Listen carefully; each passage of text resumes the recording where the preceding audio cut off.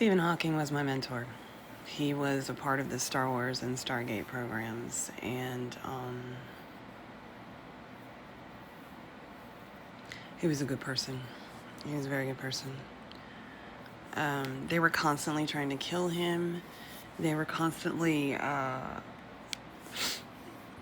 manipulating his work, like trying to debunk it. And it was because he wouldn't participate in their rituals and pedophilia and all of those things. He just cared about science. Literally, he cared about his family too, and he cared about young minds. He was very passionate about protecting young minds because he knew how predatory people were, particularly on people with gifts. So he was very protective. He made a lot of reports, a lot. He was always trying to get people to look out for me, to investigate, to bring the trafficking ring down, always. He even, he was very much into documenting time travel methods, and he helped to develop codes that the intelligence agencies used, not just in theory or research, but in practice, in conducting various types of operations. He's very important to the intelligence field globally. So he would send messages to me, often coded messages. He would even send what we would call time travel messages, because he knew, he would send it at a certain year and I wouldn't get it for, 2 or 3 decades, maybe even 5 decades later. So as far as him being in the Epstein files, I'm one of the reasons why. That was the only way people could communicate with me, was through that trafficking ring. And he was very much concerned for my life, particularly my mind. They were always trying to kill him and pressure him into doing inappropriate things. I never once observed anything like that, just like with Michael Jackson. I've never observed any wrongdoing. I'm not saying that I know one way or other if he was inappropriate or not. I'm saying he was never that way with me, and he had plenty of opportunity, but that wasn't his goal. With me, his goal was, the work that we were doing. But do I think that he was? My leanings have always said no, because he had opportunities with other children too, and I still didn't see anything. I questioned him a lot. I grilled him a lot. He didn't seem off balance or off kilter anywhere. He was one of few people that I actually trusted. So I can't say for certainty, but I don't believe so. And before he made the choice to go to the island, they had been trying to get him there for years. And I mean, even doing things like pulling his funding, debunking his research, trying to have him killed, threatening his family. Like, they were trying to do everything they could to entangle this man. But he's Stephen Hawking, so this shit didn't go well.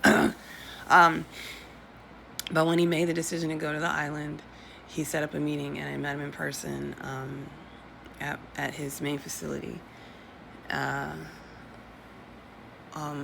It was the location where he had his, what are they called?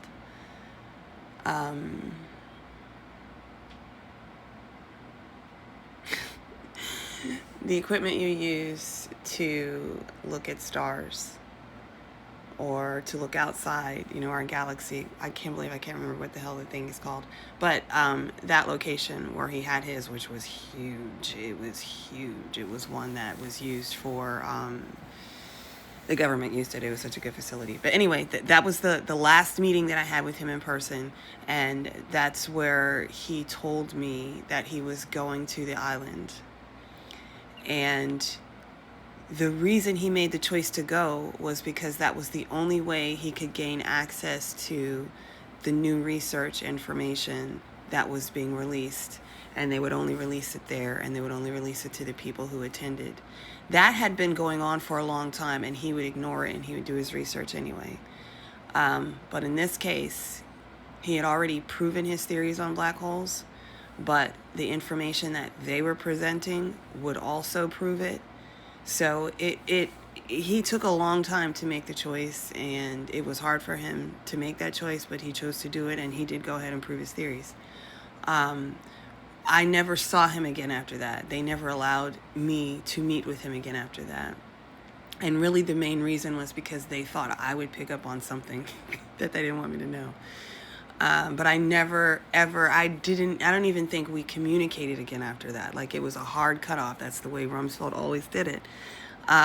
So what happened, besides him gaining the intel, I don't know.